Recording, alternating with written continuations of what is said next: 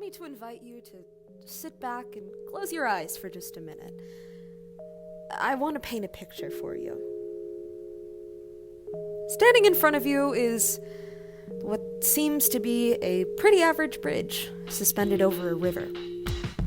It's got its fair share of graffiti on the bottom. It's modern in its look. It seems to be pretty normal.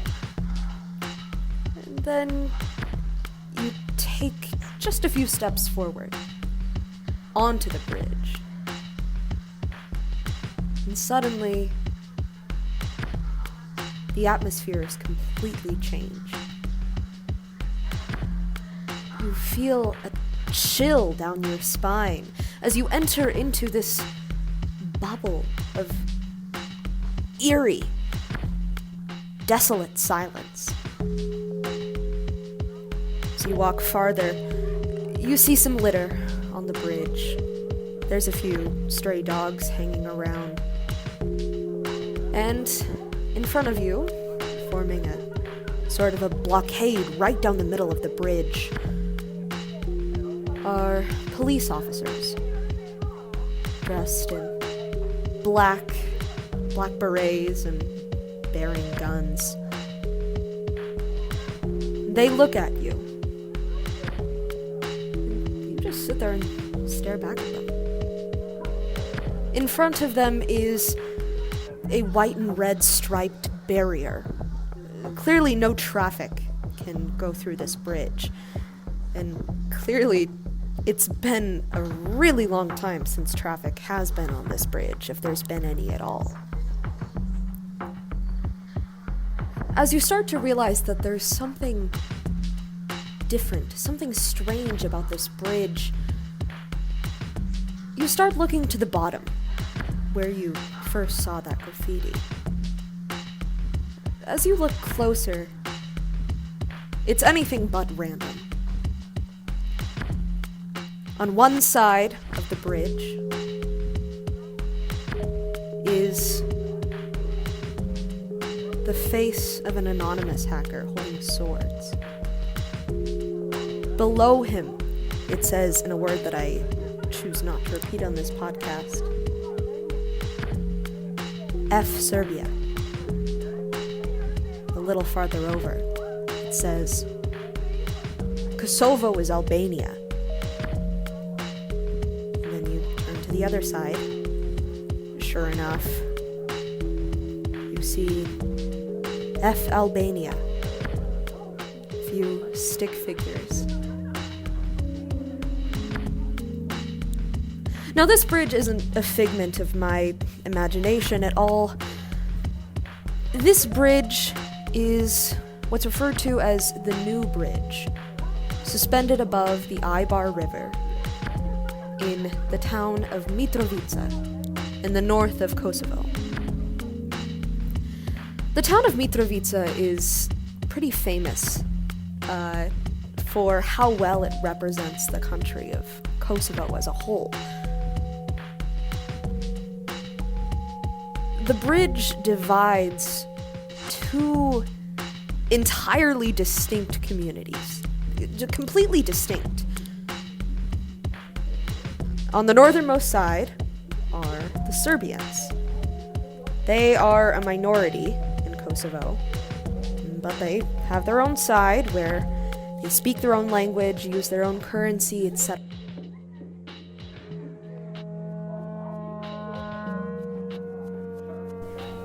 All in all, Mitrovica is home to two different worlds, maintaining a peace that is so fragile.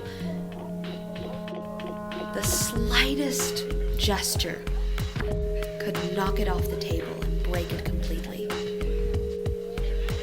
The only thing stopping it from falling completely off the edge is the presence of NATO troops.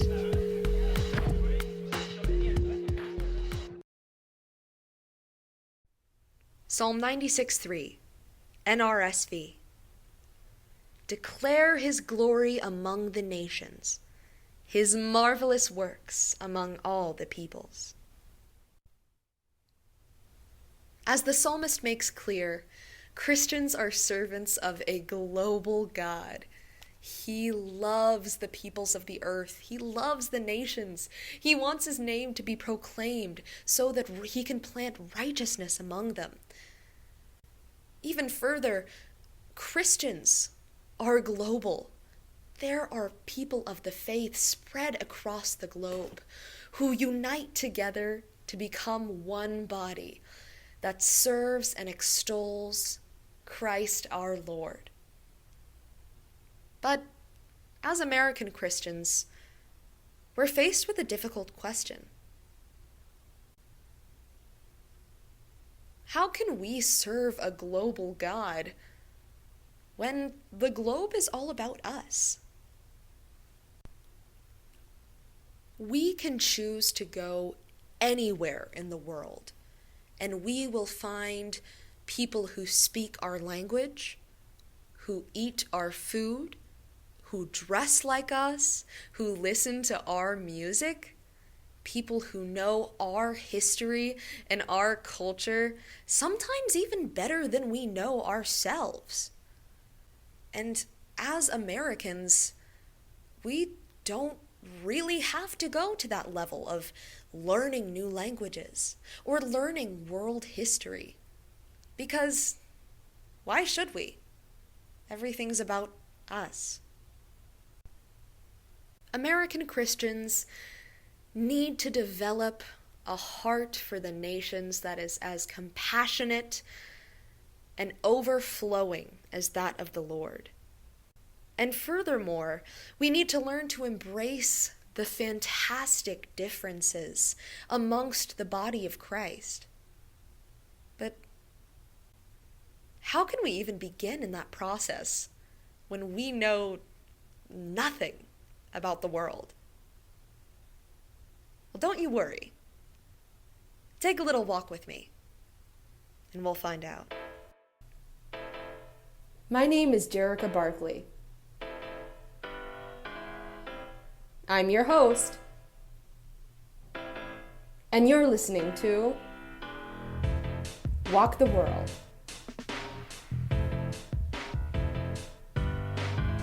This week, Kosovo.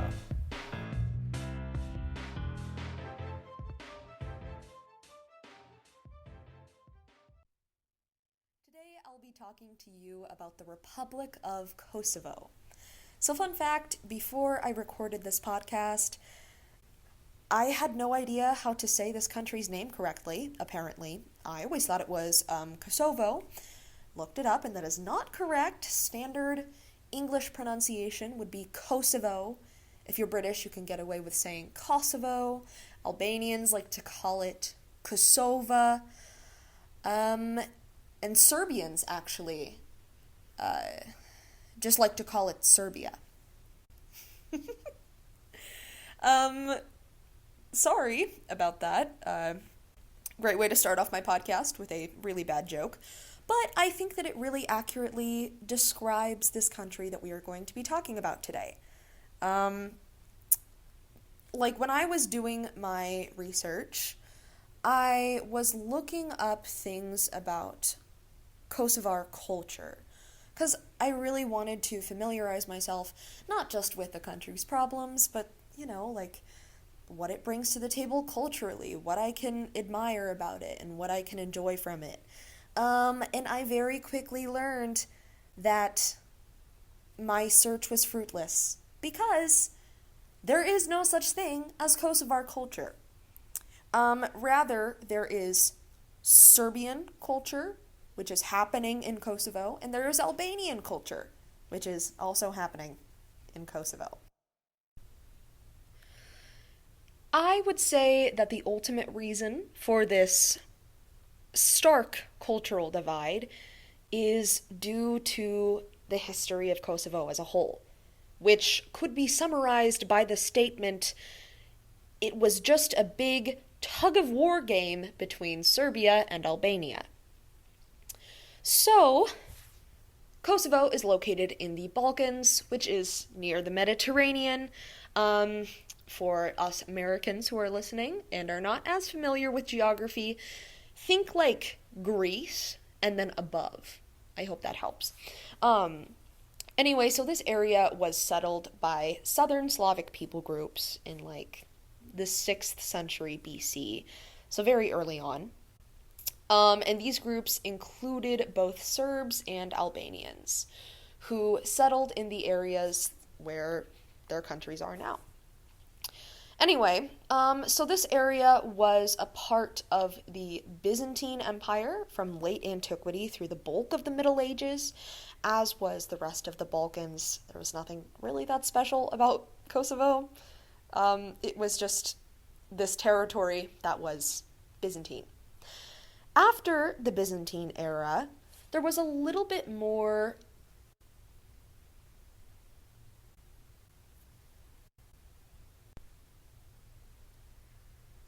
Albanian and Serbian cultural individuality that was happening as they were no longer parts of an empire and they could kind of focus on themselves and their cultural flourishing.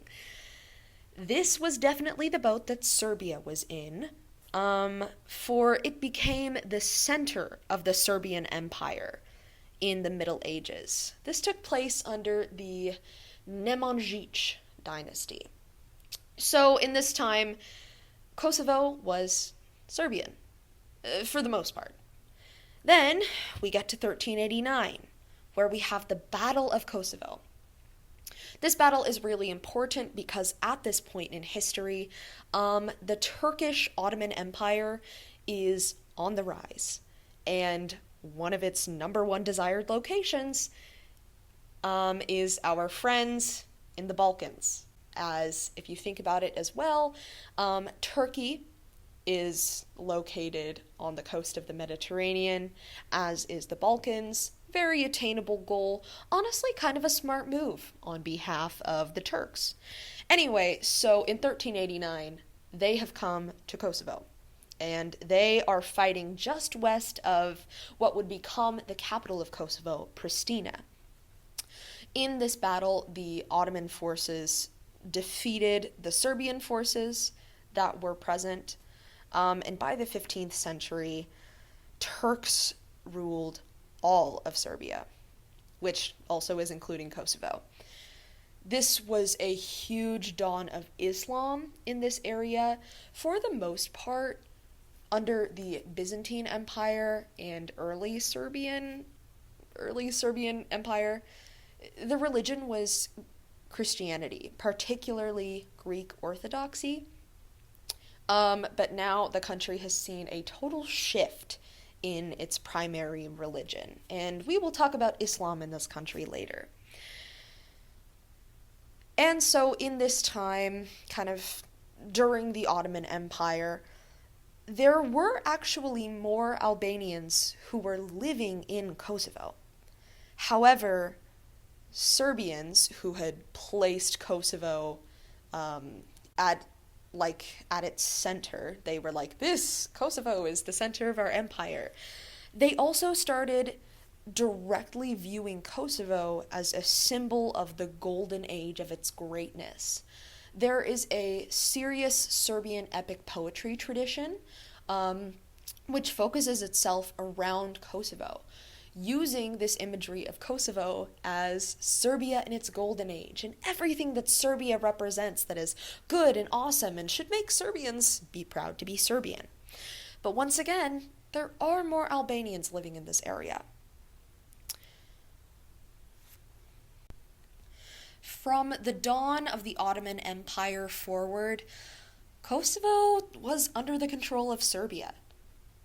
The next time it was lost since the Ottoman Empire, which is like 15th, 16th century, was in 1915 during World War I. And then 3 years later, it went right back to Serbian control when it became a part of Yugoslavia in 1918. 1918 is a really important date for all those kind of southeastern European countries, as this was the first time in their history that they were really recognized as independent countries. Not our friend Kosovo, they were still Serbia. But this was big for Serbia. And so when Kosovo became a part of Serbia under Yugoslavia, Serbia, of course, was like, hey, this area belongs to us. We need to make it Serbian. Now, keep in mind, there are still way more Albanians in this area than there are Serbians. So, what Serbia decides to do is it starts sending colonists down to Kosovo. And this was just required large groups of ethnic Albanians to flee into neighboring areas like Macedonia.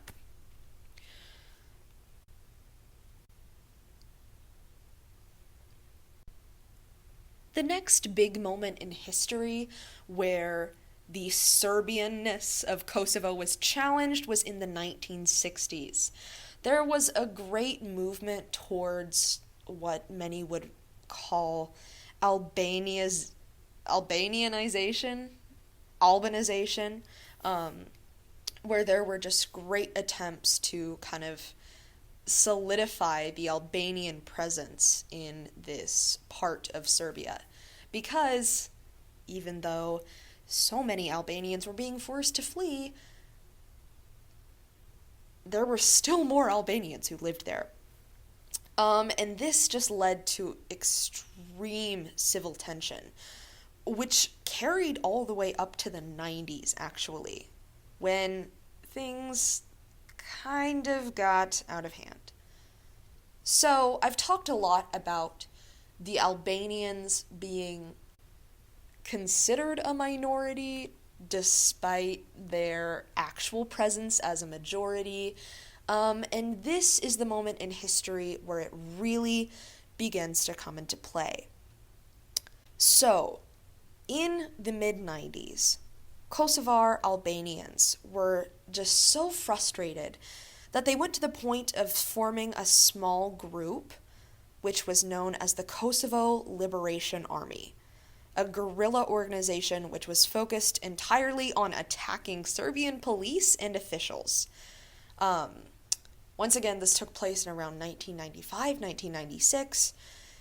Its attacks got even worse in 1997, when they started receiving arms directly from Albania. Now, the Serbian/Yugoslavian government responded to this, of course, and as they responded very violently, the KLA, or the Kosovo Liberation Army's ranks just grew and grew, and this just initiated widespread conflict. I mean, the point of civil war in this province. And at this point as well, thousands upon thousands of Albanian refugees were fleeing from Kosovo. And the immigrant crisis was so bad, or it's not even an immigrant crisis, it's a refugee crisis. It was so bad that it actually gained national attention. People started noticing and saying, hello, is anyone going to do anything about this problem that we're experiencing here in Southeastern Europe? So, some U.S. negotiators walked their way in, and they're like, hey, let's try a ceasefire agreement. And this was made in November of 1998. And this lasted, what was it, maybe like a month or so? Because, like, shortly afterward, the Yugoslavian army began, like, a direct offensive against the KLA. And then in 1998, this is a very important date, NATO began directly bombing Serbian targets. I mean, their goal was, we are going to bomb you until you stop directly attacking Albanian people. And then to this, rather than agreeing, Yugoslavia responded with a serious ethnic cleansing against Kosovar Albanians. Up until this point, their efforts had mainly been directed towards the KLA, the Kosovo Liberation Army, and now they are just going to get rid of Albanians. And so more and more Albanians are being forced to flee from this land where they have dwelt for generations. They're fleeing into Albania and Macedonia and Montenegro. And to this, NATO simply responded by continuing their bombing until a peace agreement was reached in June of 1999. So now that we know a little bit more about Kosovo's history as, well, not as a country, necessarily, more like a province, that's under the control of different people. Anyways, let's talk about Kosovo today, in 2020, in the 21st century, and what it looks like.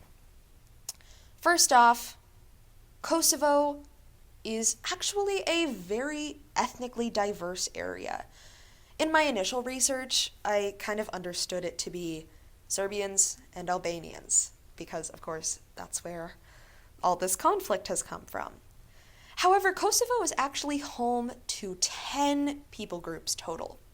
So within its population of 1.8 million people, there are 1.6 million Albanians, once again, greatly the majority, 28,000 Bosniaks, 3,600 Croats or Croatians, 14,000 deaf people.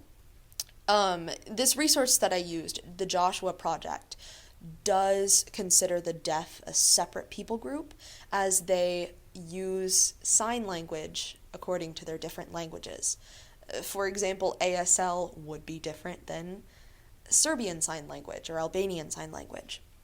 Anyway, so there's the deaf, there are the Egyptians in the Balkans, which there are about 12,000 of, the Gorani, there are 11,000, the Montenegrin, hailing from Montenegro, there are 8,900 of them, there are 15,000 Romani. They are probably better known by this term that actually is kind of a slur. They were called gypsies for a very long time, which you're probably familiar with. There are 100,000 Serbs, and there are 19,000 Turks.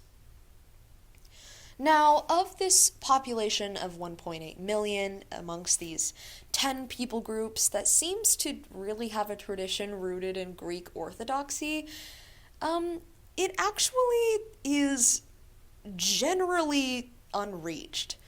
According to the Joshua Project, the country of Kosovo is 50% unreached.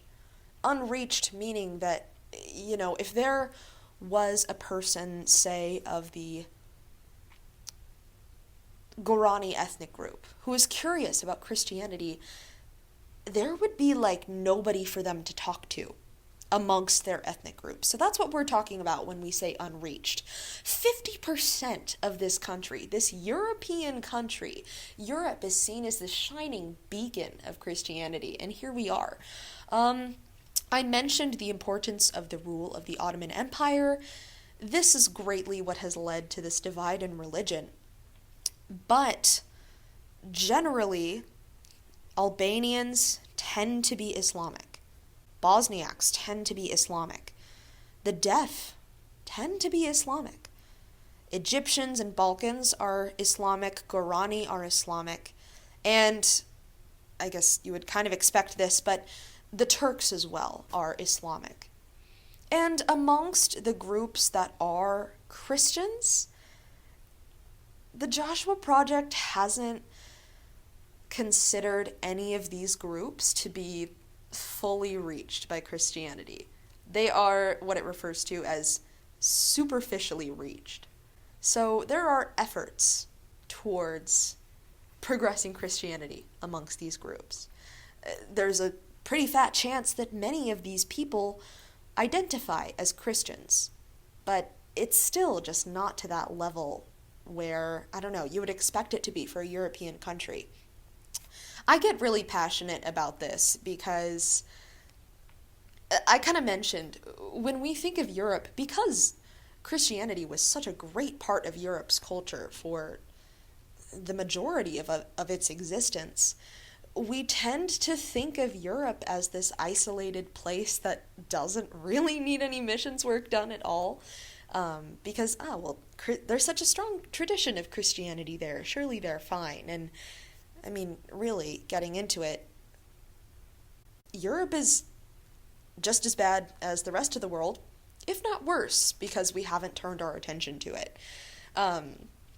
Eastern Europe, in particular, has really been affected by Islam, as we've just talked about in Kosovo. And there are so many different ethnic groups that are still in the dark.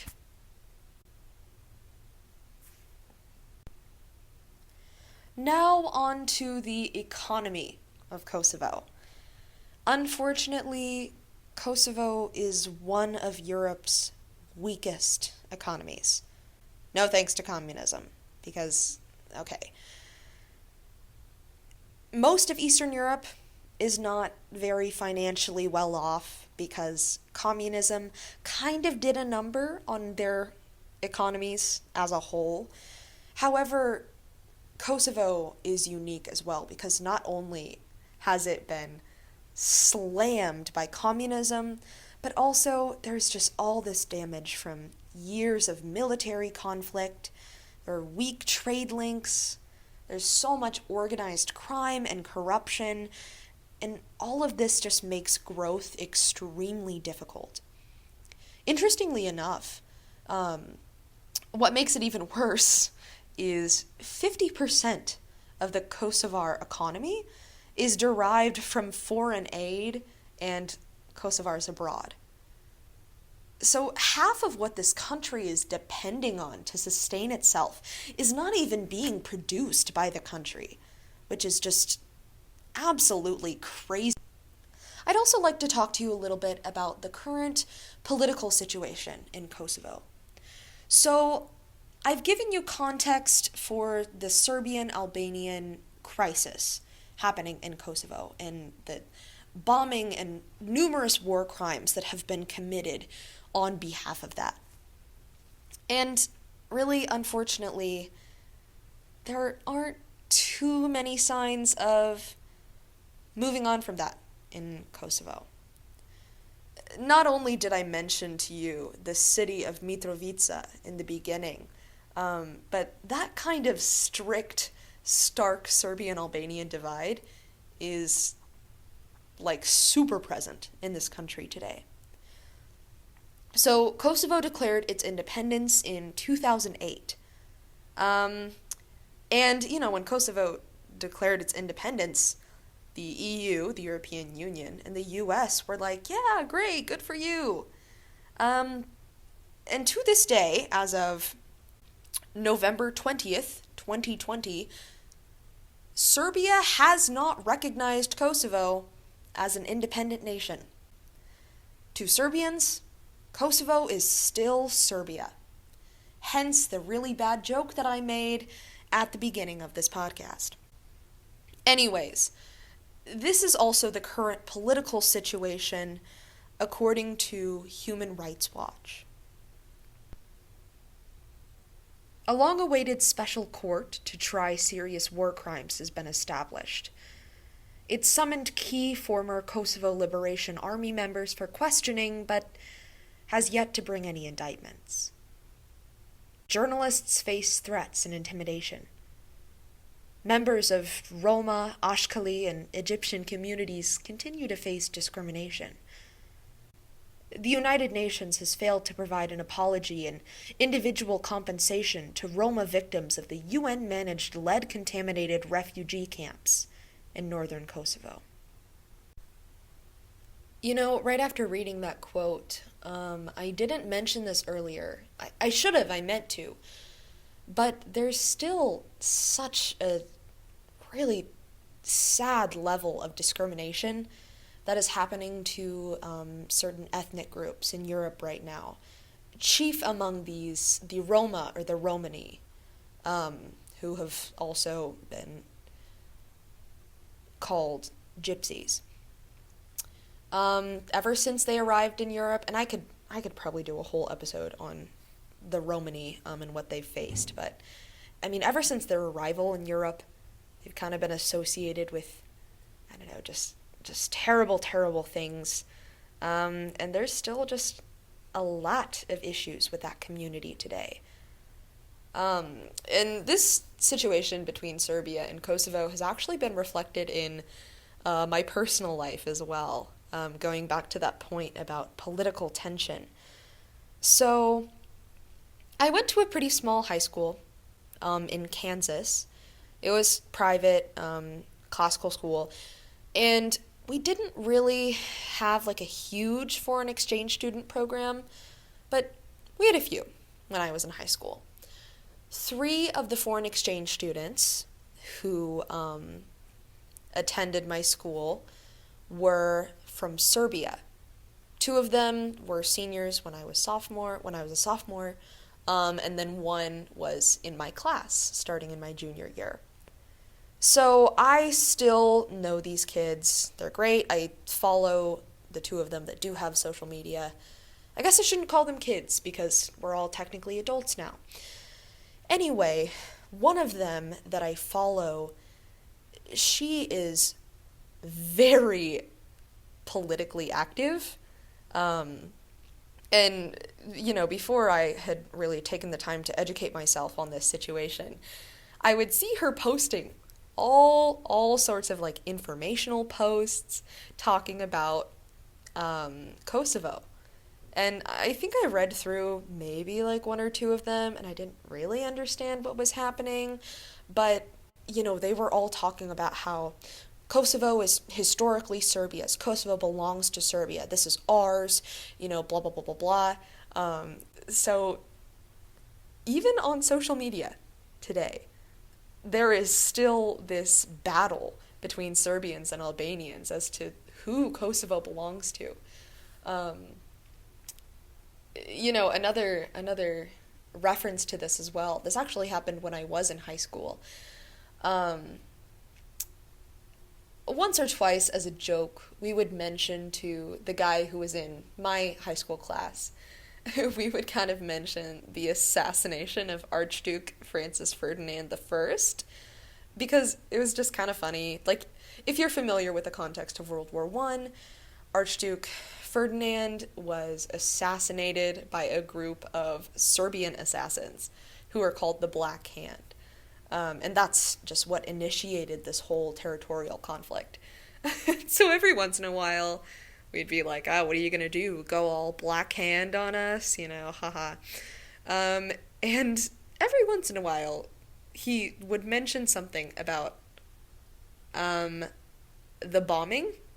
We'd say, well, when you guys apologize for the bombing that you did, And I never really thought much of it. I couldn't tell you why. I don't know why I thought, wait, what? The U.S. was involved in bombing Serbia? Let me look that up. I never did, but, yeah, so that's also something that's still very fresh in the hearts of Serbian people as well, which is, we got bombed. That sucks. Because another level that makes this conflict just so particularly difficult is that both sides view that they are completely in the right. In my friend from Serbia's mind, and what I would assume is the mind of his culture as well, is we got bombed by NATO for doing absolutely nothing wrong. We were just trying to claim what belongs to us, so clearly there's some fault on your side. Which is just absolutely crazy to think about. And also, I'm just going to put this out there too. I'm not here to resolve this issue. I really don't have an opinion on whether Kosovo belongs to Serbia or Albania. I think that historically, there is plenty of evidence of both those groups having adequate claims to Kosovo. And so I'm not going to sit here and talk to you about how my Serbian friend who likes to post on her story about Kosovo is correct, or how the Serbians have committed so many war crimes, and I'm going to tell you why Kosovo is Albania. I really don't know. I'm an American. I am not experienced culturally well at all, and this is honestly not something that I even really have the right to have an opinion on. But it is such a it's such a current situation that really just needs to be focused on. I mean, not only wow. So we just talked about a lot there.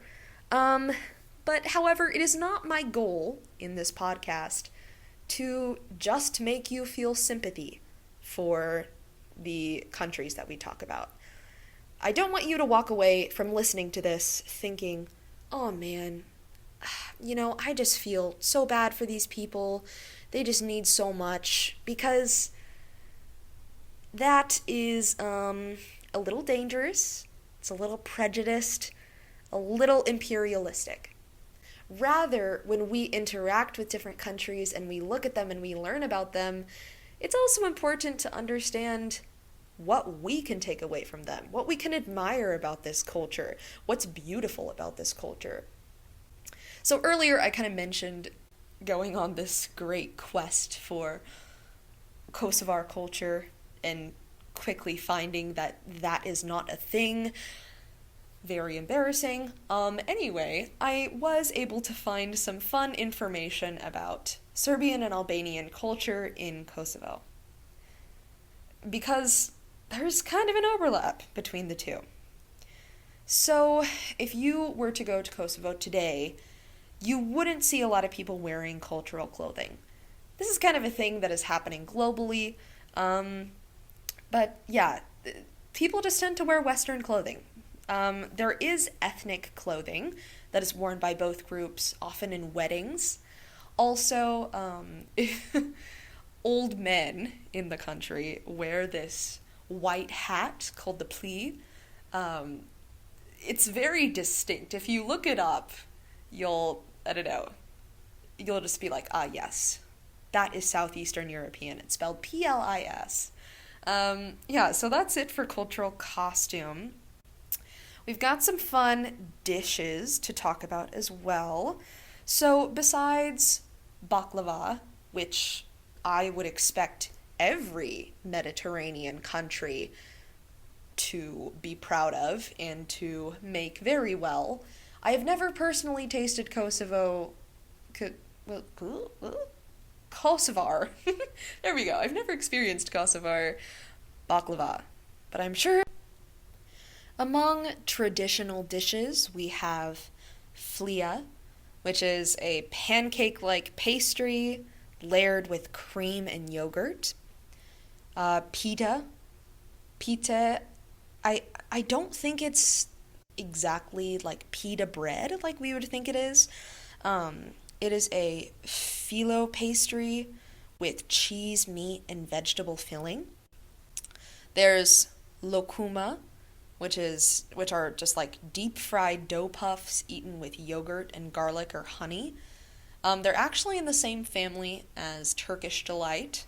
Fun fact, if you've ever read Chronicles of Narnia, you'll catch that.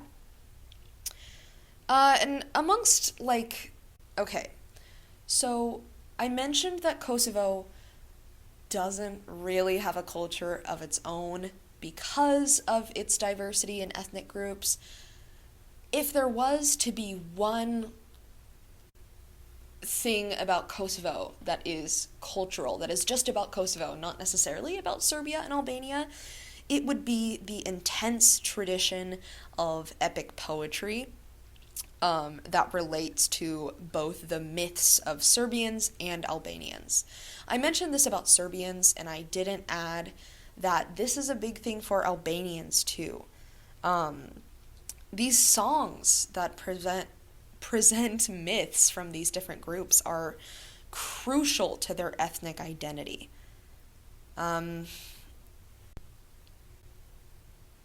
Some Serbian and Albanian instruments that would be used, especially in the presentation of this epic poetry in song form, would include the gusla,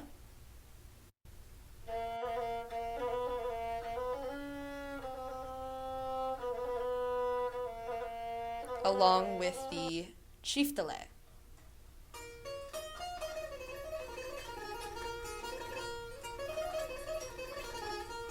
The only difference being that the gusle has one string, and as you could probably tell, the çiftele has two. These instruments would also be used for performing music for circle dances. Once again, just like any other Balkan culture, as I expected, they have a fantastic circle dancing tradition. In regards to Kosovar art, actually, I would go ahead and make the claim that this is another piece of culture that belongs directly to Kosovo, is this 6,000-year-old terracotta figure, which is called Goddess on the Throne. I would 100% recommend that you look that up right now. It's this very fun little piece of Neolithic art portraying a female deity. The way that her head looks is very similar to what you'd probably think of when you think of like an African map. Another fun art-related piece of trivia, while relating more to Albanians, is the use of snake symbols and features in architecture and decoration. So, back in the pagan days, as we might call it, to Albanian tribes, snakes were symbols of protection. So to this day, they utilize snake symbols, particularly in homes, as this kind of little folk tradition of being protected. It's pretty cute. So there you have it. That's Kosovo, folks. I hope that this was a great learning experience for you, and that you have found it in your heart not only to develop a great sympathy and a great compassion for these people in this country, but that you've taken something away about its culture or about its history. Like, wow, that's really cool. I'm going to go ahead and present to you a few prayer requests before I leave. Just some things to be thinking about in your own spiritual lives and in your own supplication to God as you walk away from this podcast. I'd ask you to pray for continued freedom to evangelize among the 80% Muslim population. Pray for the peace of Jesus to heal the hatred between ethnic Serbs and Albanians. Pray for spiritual growth and bold proclamation among the small groups of committed Christians.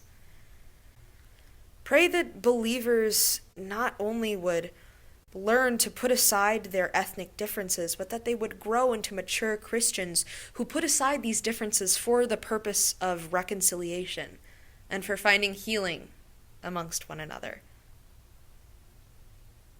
Pray that communal hatreds might be resolved so that lasting peace can be established.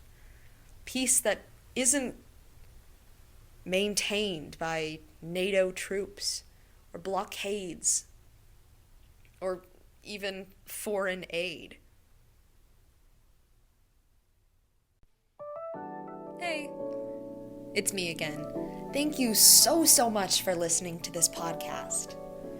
Now, it's time for some credits. I'd like to go ahead and first thank my musical contributions, which have come from Blue Wednesday, whose song Sayonara has been used for the introduction. I also used Turquoise Hexagon Sun by Boards of Canada for my little story at the beginning, and for this final credits song, I'm using Care by Joaquin Caroud. The information that was presented in this podcast could not have been presented without the help of Operation World, Prayercast, the Joshua Project, Human Rights Watch, Britannica, and also BBC. Thank you so much again for listening. And I'll catch you next week.